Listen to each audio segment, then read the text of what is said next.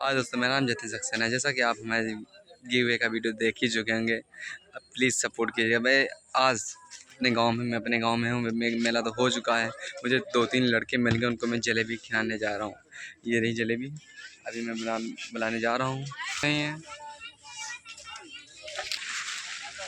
अब बच्चे को देखता हूँ। मुझे 3 भी बच्चे मिल गए हैं जो उनको जलेबी में खिलाऊँगा।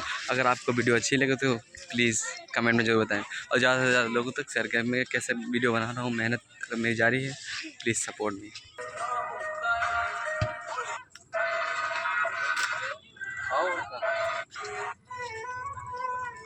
आज मैं दोस्तों, मैं देखो जलेबी खिलाने जा रहा हूँ।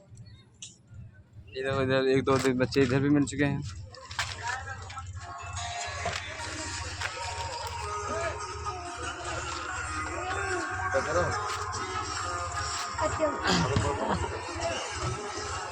अगर आपको वीडियो को कमेंट में जरूर बताएं। क्या